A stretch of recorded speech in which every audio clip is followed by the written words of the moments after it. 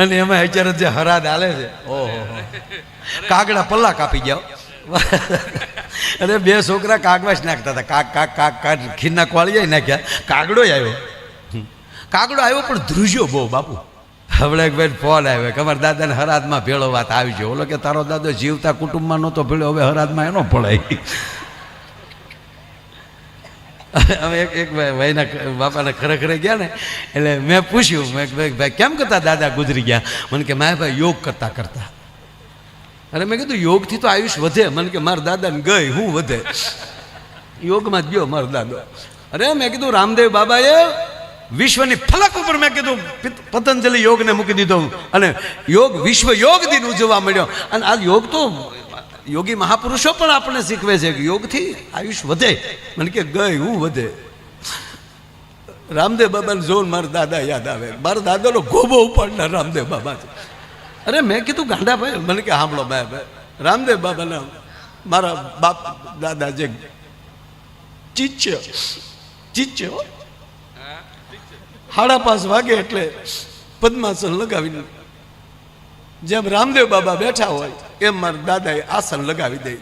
એમાં રામદેવ બાબા જેમ કહેતા જાય મારા દાદા કરે. એમાં મારા દાદાને રામદેવ બાબા ટીવીમાં બોલ્યા એટલે મારા દાદાએ કર્યું. મારા દાદાએ સામે રામદેવ બાબાએ કીધું પદ્માસન લગાવો. હવે એક તો મારા દાદાના ટાટિયા સેન્ટિંગના હરિયા જેવા, બે આછા આમ પગ લઈને કડાકા બોલાવીને પદ્માસન લગાવી નાખ્યું. અને પછી રામદેવ બાબાએ કીધું ઊંડો શ્વાસ લ્યો. અને મારા દાદાએ ઊંડો એવો શ્વાસ લીધો તો હારો આખું બેન થઈ ગયો, લાઈટ વહી ગઈ. અને મારા દાદા આજ્ઞાકીત માયાભાઈ રામદેવ બાબા કહે તો મૂકે ને,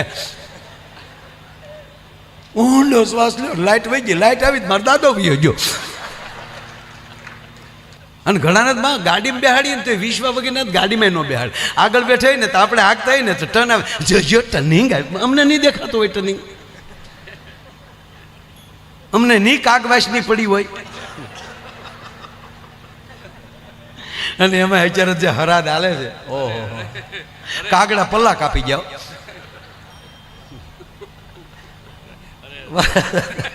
અરે બે છોકરા કાગવાસ નાખતા હતા, કાક કાક કાક કાક ખીરના કોળીએ નાખ્યા. કાગડો આવ્યો, કાગડો આવ્યો પણ ધ્રુજ્યો બહુ બાપુ. નળિયા મીડ્યા ખખડવા. એટલે નાના ભાઈ મોટા ભાઈને કીધું ભાઈ કા બાપા ખાહે નહીં.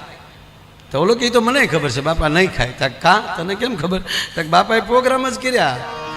ઘરે ખાધું ઘરનું ભાવતું હોય તો થાય ને, ઘરે ખાય તો મેળ આવે ને. એને કદી ઘરે જ ખાધું જ નથી. તક ભલે બાપા ખાય ને એનો વાંધો નહીં, પણ બાપા એટલા બધા ધ્રુજે કાં? તક બાને ફાળી ગયો ફળિયામાં. હવે કાગડા છે પછી ફાળી જાય તોય ધણેલાટીઓ છૂટકી હોય તો જીવતા કેવા લાડ લડાવ્યા છે કયો? અમુક અમુક ગજબ છે. એક ભાઈના દાદા પાસા થયા એટલે આપણે એક રિવાજ છે, આપણે ખરેખર જાય. હમણાં માં મને એક જણે પૂછ્યું, મને કે આ કોઈ ગુજરી જાય તો આ 12 દી શું કામ બેહતા છે? 12 દિવસે કાર્ય કરે ને ત્યાં સુધી સતત એની એ જ વાતો. એક જાય એક આવે. અને છોકરાએ પોરહીલા થઈ જાય, વારા કરે. મોટો ભાઈ બે, પછી 2 કલાક પછી એ ભાઈ બદલી જાય, ઓલો પછી પંજો નાખી તો ઓલો હામો બેસી જાય, જાણે એરું પકડવા બેઠો હોય. હું છું તું બાપાને કાંઈ નહીં. હાજે બેઠા, મારા મમ્મીએ ખીચડી આપી. એમ તો મને હાજર થોડું કીધું પણ હું સમજ્યો નહીં, ટકોર કરેલી. ધ્યાન રાખજો, આ ધ્યાન રાખજો ને કીધું ને બીજો જોક્સ યાદ આવ્યો. એક જમાઈએ ને હાહુને ફોન કર્યો, લગ્ન પછી 15મે દિવસે, પરણીને 15મે દિવસ, હજી 15 દી થયેલા, હજી જાન ગે. અને જમાઈએ ફોન કર્યો સાસુમાને.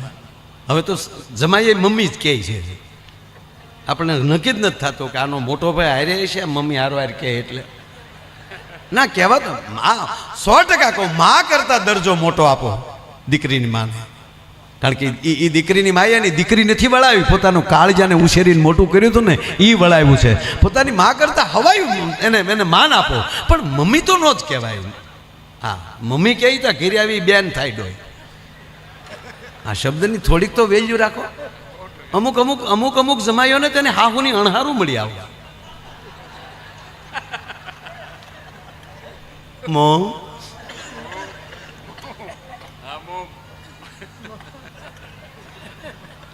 ફોન કર્યો બાપુ, એ અમારી સંસારીઓની વાતો છે બાપા. એને હાહુને ફોન કર્યો, હાલો મોમ, ગુગુ બોલો. ગુગેશ બોલો તો ખરા. ગુગેશ કેમ છે બધા? કેમ છે નહીં, બધું જે છે એ છે. કેમ છે નહીં, છે એ છે મમ્મી. કે પણ શું થયું? કાંઈ નહીં મમ્મી, એક વાત કહું મમ્મી, 15 દી પહેલા હું ભણવા આવ્યો. પ્લીઝ કુમાર, તમે પાણી પી લો પહેલા, તમે સ્વચ્છ થઈ જાઓ પ્લીઝ. આ મોમ, હું સ્વચ્છ જ છું, પણ મોમ એક વાત કહું, અમારી વિદાય થઈ, હું ગાડીમાં બેસી ગયો, તમારી દીકરીને ગાડીમાં બેસાડી, પછી તમે મારી પાસે આવ્યા, રડતા રડતા કહેતા હતા, કુમાર ધ્યાન રાખજો, કુમાર ધ્યાન રાખજો. ત્યારે મને એમ થતું હતું કે તમારી દીકરીનું ધ્યાન રાખવાની તમે ભલામણ કરો, પણ આ 15 દિવસે મને ખબર પડી તમે મને કહેતા હતા તમારું ધ્યાન રાખજો. આ મને ખબર જ નહોતી, મારી નકુસામાં આંગળી આવી ગઈ. મોમ, આ તમે મોમ હકીકત કહો, આની કરતા તમે મને મોમ જો, પણ મોમ આ નહીં.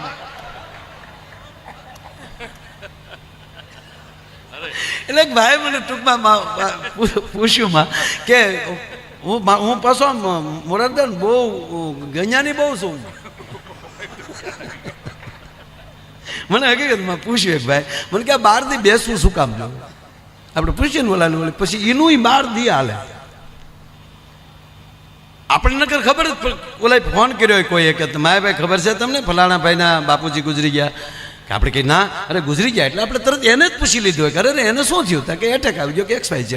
એ તો પૂછી જ લીધું છે આપણે, છતાંય એના દીકરા પાસે ન બોલાવી ક્યાં સુધી આપણે હાસું ન લાગે. ઘણા તો બાળવા જાય ને, ત્યાં બેઠા બેઠા બીડીયું ટેકાવે, ઓલો બળતો હોય. અને ઘણા તો બાપુ બાકહ ન હોય ને બીડી કોકની પહેલે હળગાને ઓલાઈ જાય ને તો ઓલો બળતો હોય ન્યાલી ડીંડલું લે, અને પાછો એવી એવી ઉપાડે. ઓહો, રામ રામ રામ રામ. ભગવાનની મરજી વગર કાંઈ ન થાય. એટલે આ બીડી ભગવાનની મરજીથી પીસો તું. કાલ મારે અરે વાતો કરતો બોલો, અત્યારે કડબના ભોળા ઘોડે બળે. તો ઓલી બીજો બાજુ વાળો કે એમ તો કાલ મારી વાડી આવ્યો તો ઓલો કે હવે આવે તો મને કહે છે. તો ઓલો કે હવે આવે તો હું નો વાડી ઠેકી જાઉં.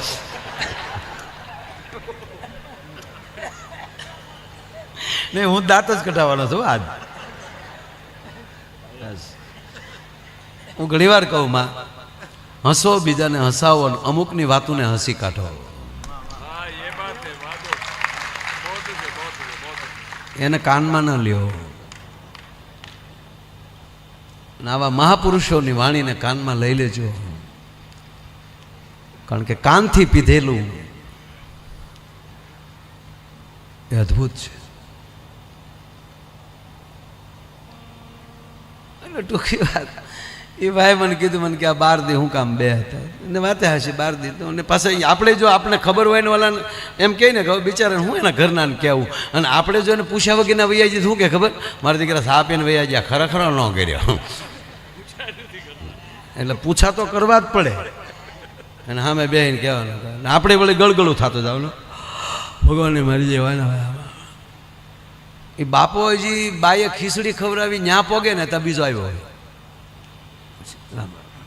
બાપા કાંઈ નહીં, એમ તો હાજે બાએ ખીચડી ખવડાવી, મને ઈશારોય કર્યો, હું સમજી નો કર્યો, ધ્યાન રાખજો. એ ધ્યાન રાખજો આવે તો ત્રીજો આવ્યો. આપણે હાથ સુધી બેહીએ ને તો આપણે ખબર ન પડે એનો બાપ કેમ કરતા મર્યો, અને આપણે તો ખબર જ છે કે આમ જ મર્યો, પણ ઓલો ત્યાં પોગે જ નહીં રીતે. પણ મને એક સહજમાં એક અહીંયા વિદ્વાન ભૂદેવો બેઠા છે, આ વાતની મને ખબર ન હોય પણ મારથી નીકળી ગયું વાત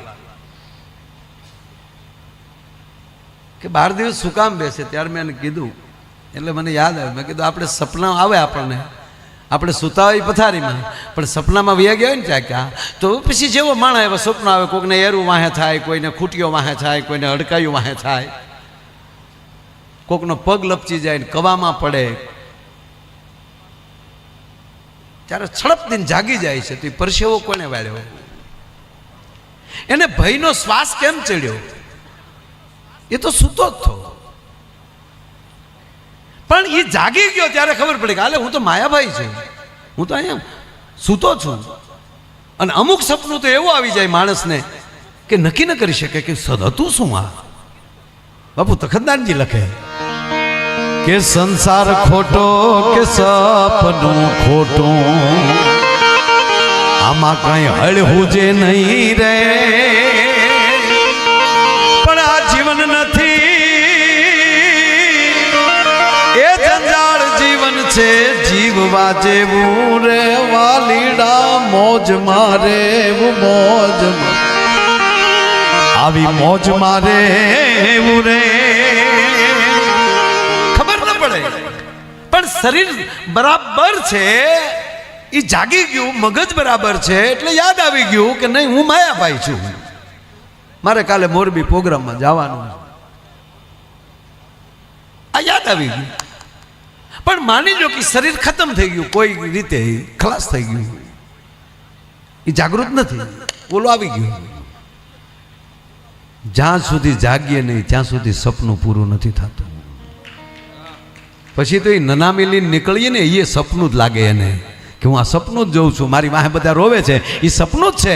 પણ એને હવે હાટું લગાડવા હાટું બહારથી ખરો કરવો પડે. એ આપણી વચ્ચે જ બેઠો, કારણ કે 5 તત્વમાં 2 તત્વ પૃથ્વી ને જળ બાદ થઈ ગયા, એ 3 તત્વ છે. આ આંખ છે એ પૃથ્વી તત્વમાં પ્રાપ્ત થયેલી છે, તો પૃથ્વી તત્વને જ જોઈ શકવાની છે, એ ઓલા શરીરને નહીં જોઈ શકે.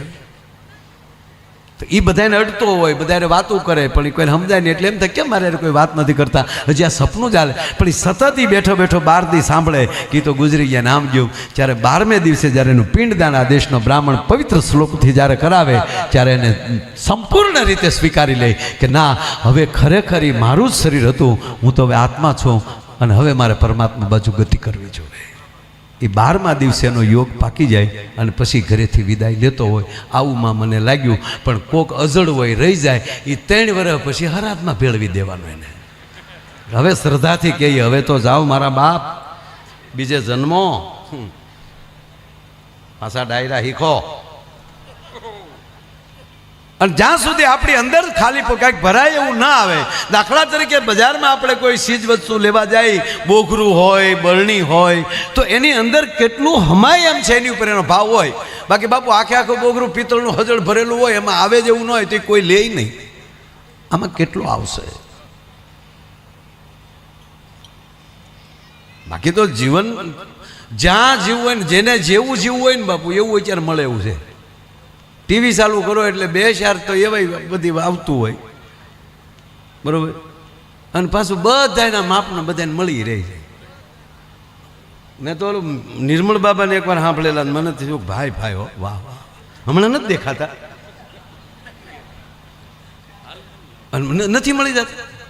મને એમાં અતિ આનંદ એ આવે કે આપણે કેટલા બધા એવા માણસો છે, હવે એ આમ હાથ કરે ને તો એ પૈસા ન ખૂટે એવું કહે.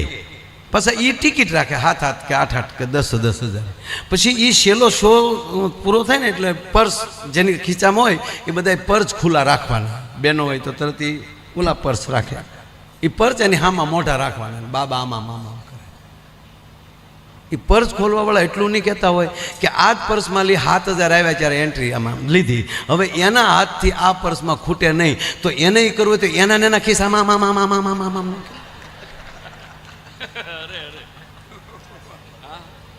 શું ભારત લાગણીમાં છે હાવ મારા બાપુ.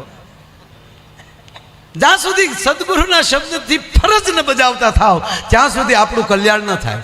સરકાર તો બદલ્યા કરે, પણ જ્યારે એની અંદર પવિત્ર ધોધ આવે ને એની હારે જ્યારે જોઈન્ટ થઈ જાય અને જ્યારે બરોબર કાયદાને ફોલો કરીએ હમણાં અમારે ખેડૂતોને એક સંમેલન હતું ને મને બોલવા આપ્યું. મારી પહેલાં ઘણા બધા મિત્રો બોલ્યા ભાવ નથી આવતા ને આમ નથી આવતું ને જ્યારે ખેડૂત પાસે હોય ત્યારે કે આવતું. એટલે મેં ટૂંકું જ એને કીધું કે માફ કરજો, ખોટું લાગે તો માફ કરજો, પણ તમે આ તમારા કપાસ ડુંગળી પાવ હેનથી તાકે સબમરીબલથી મોટરથી લાઇટથી તો પાઈથી લાઇટથી મેં કીધું 1 યુનિટનો ભાવ શું છે અત્યારે ખેડૂતને તો 60 પૈસા. તો આવીને બિલ આવી કેટલું જાય? છતાં જો ડાયરેક્ટ આકડિયા ન નાખતા જ મને કહો, પાણમાં જ ડાયરેક્ટ આકડિયા નાખીને તમારે ભાવ જોવે છે? ના, નિષ્ઠા રાખો, ભરોસો રાખો અને મહેનત. ભગવાન કૃષ્ણ કહે છે અર્જુન નહીં, હે ધનંજય તું કર્મ કર, ફળની આશા ન રાખ. અને વાત જ સાચી છે. તમે આપણે કપાસ વાવી શકીએ પણ કેટલા ઝીંડવા લાવવા ખેડૂતની આપણી તાકાત નથી. એ તો અખિલ બ્રહ્માંડનો માલિક દેતો હોય છે ભલામણ. એના ઉપર ભરોસો હોવો જોઈએ. આપણામાં જ ભરોસો ન હોય ને આમાં ભગવાન ઉભા હોય તો મેળ ન આવે. ભરોસો તો આપણે હોવો જોઈએ ને. આપણે કેમ માનીએ છીએ? માં સતી હતા જ, ગુરુ નાથ ભગવાન બે હામાં હારવાર હતા. સામે રામ ઊભા છે, અરે શિવ છે, ગુરુ છે પણ ગુરુ વર છે. આવો ગુરુ મળે કોણ? છતાં સતીને વહેમ હતો, એમાં શ્રદ્ધા નહોતી એટલે પ્રભુ રામમાં રામ ન દેખાણા, શિવમાં શિવ ન દેખાણા. અંદર ભરોસો, આપણી અંદર વિશ્વાસ હોવો જોઈએ.